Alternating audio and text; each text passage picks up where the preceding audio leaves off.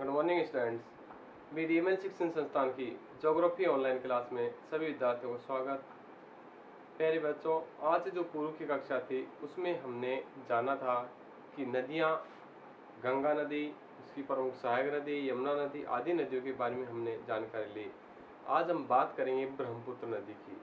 ब्रह्मपुत्र नदी की जो स्थिति है,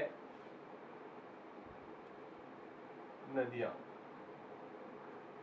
ब्रह्मपुत्र नदी मानसरोवर झील से निकलकर चीन के तिब्बत से होती हुई भारत में प्रवेश करती है अरुणाचल प्रदेश के क्षेत्र से। अरुणाचल प्रदेश से पहले ये नदी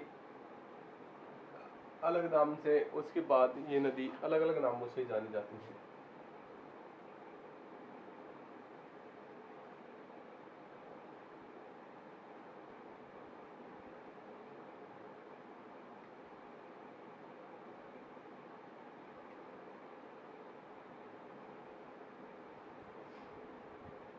नदी मानसरोवर झील से, मानसरोवर के पास से निकलती है। वो जगह है चेमायुंगडुंग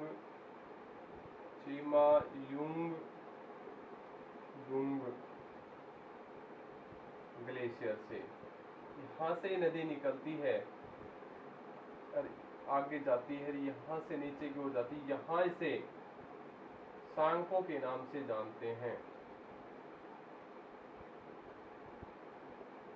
ये उद्गम स्थल है, इसे सांगपो के नाम से जानते हैं। मानसरोवर जो झील है उनके पास से चेमायुंगडुंग हिमनद है। ये हिमनद से निकलती है, निकलती हुई यहाँ तक जाती। आगे चलकर इस नदी को अलग अलग नामों से जाना गया है। ये नदी 4 देशों की प्रमुख नदी है: चीन, भारत, भूटान और बांग्लादेश। इन क्षेत्रों की जो नदी है ये चीन तिब्बत में किस नाम से जानी जाती है? सांगपो के नाम से जानी जाती है। आगे चलकर ये अरुणाचल प्रदेश में प्रवेश करती है और अरुणाचल प्रदेश में इस नदी को अलग नाम से जाना गया है, जो नाम है दिहांग। किसका नाम है? अरुणाचल प्रदेश में दिहांग कहलाती है। अरुणाचल प्रदेश में से कहा है दिहांग नदी। असम में से ब्रह्मपुत्र, और आगे जब चली जाती है तो बांग्लादेश में से जमुना नाम दिया है।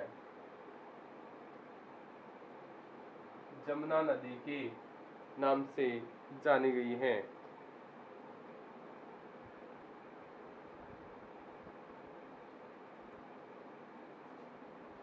दिहांग नदी के नाम से जान देती है। यहाँ से एक नदी निकलती है जिसका नाम लोहित नदी। अब ये आगे चलकर किस नदी के नाम से जान जाती है? ब्रह्मपुत्र नदी के नाम से जाना गया है। अरुणाचल प्रदेश में से दिहांग, बांग्लादेश में यमुना, असम में ब्रह्मपुत्र के नाम से जानते हैं। ब्रह्मपुत्र जो नदी है उस नदी का जल पूर्वी भारत के राज्यों को मिलता है, इसके बाद बांग्लादेश को मिलता है। आगे चलकर ये नदी तीस्ता, ये भारत की गंगा में मिल जाती है। तो नदी है ब्रह्मपुत्र नदी।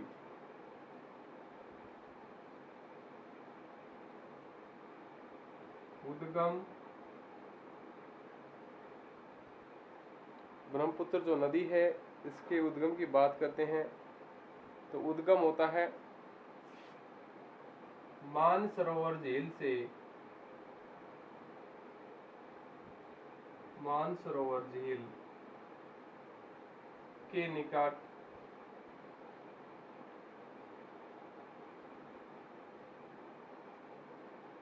चेमायुंग डुंग ग्लेशियर से।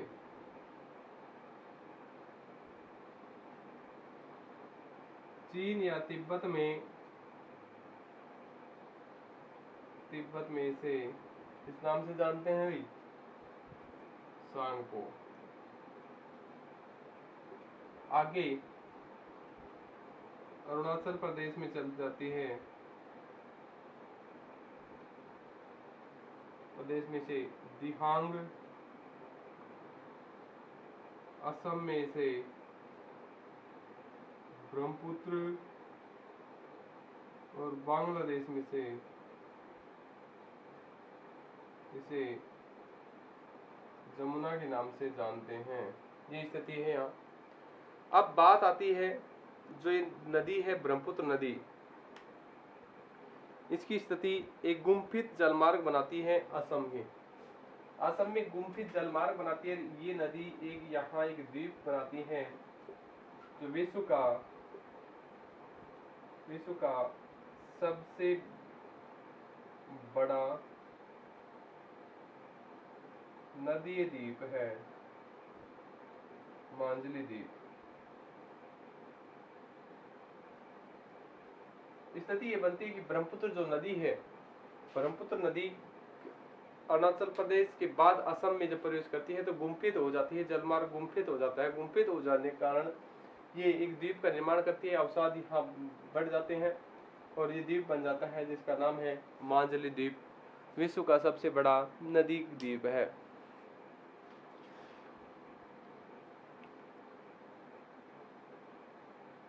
विश्व का सबसे बड़ा नदी द्वीप होने की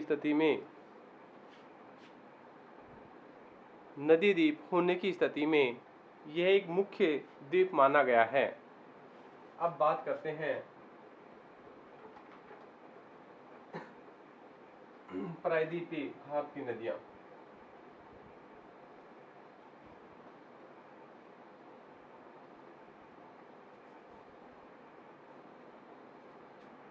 बंगाल की खाड़ी में जल ले जाने वाली नदी, प्रायद्वीप भारत की नदियों में है। बंगाल की खाड़ी में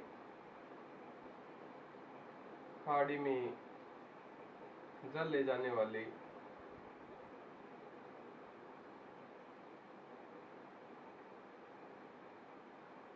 नदियां, बंगाल की खाड़ी में जल ले जाने वाली नदियां। बंगाली खाड़ी में जो जल ले जाने वाली नदियों में मुख्य नदी है गोदावरी।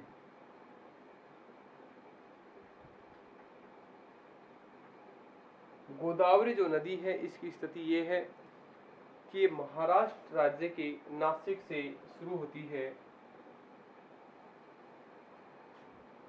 महाराष्ट्र की नासिक के पास त्र्यंबक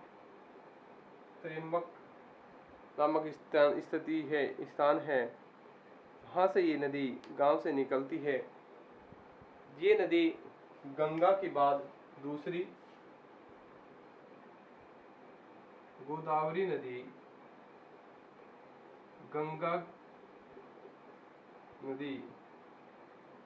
गंगा के बाद दूसरी सबसे बड़ी नदी है एवं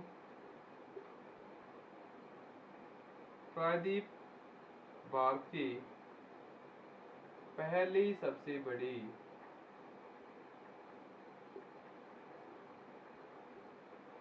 नदी है। ये जो नदी है ये प्रायद्वीप भारत की पहली सबसे बड़ी नदी मानी गई है।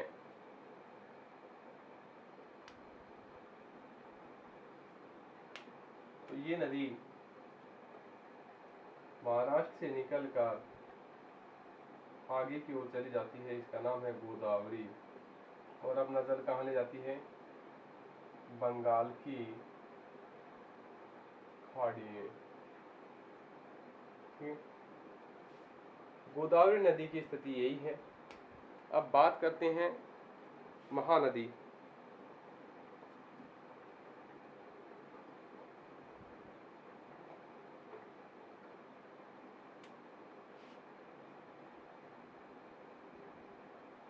महानदी। महा जो नदी है, कोयल और शंख दो प्रमुख जो नदियां हैं, नदियां मिलकर इसका निर्माण करती हैं महानदी। महानदी छत्तीसगढ़ के पास रायपुर नामक स्थान से निकलती हैं। इस नजदीक से निकलकर छत्तीसगढ़, मध्य प्रदेश के आधे भाग में और आंध्र प्रदेश कुछ भाग में होती हुई उड़ीसा के पास से कटक, जो उड़ीसा के क्षेत्र की स्थिति है, वहां से ये निकल जाती है आगे की ओर। तो छत्तीसगढ़ की के पास से निकलती है महानदी नदी, ये गोदावरी नदी। कोयली और शंख दो नदियों के मिलने से बाद बनती हैं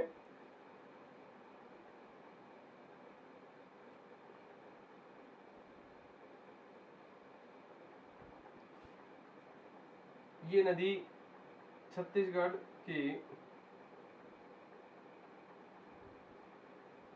गढ़ के रायपुर से शुरू होकर सिहावा के पास से आगे निकलती हैं और उड़ीसा का जो शहर है कटक इसी नदी के किनारे हैं।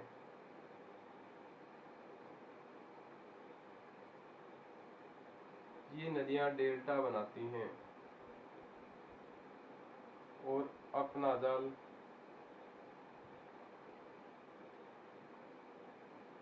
बंगाल की खाड़ी में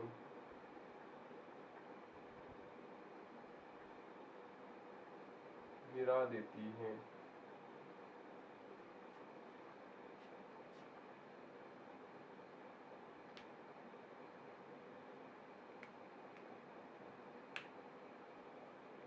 और इसे उड़ीसा का शोक कहा गया है। इस नदी को क्या कहा है? उड़ीसा का शोक। एक स्थिति और है, संबलपुर के पास विश्व का सबसे लंबा बांध बना है, इसका नाम नदी पर इसी नदी पर है, जो हीराकुंड के नाम से जाना जाता है।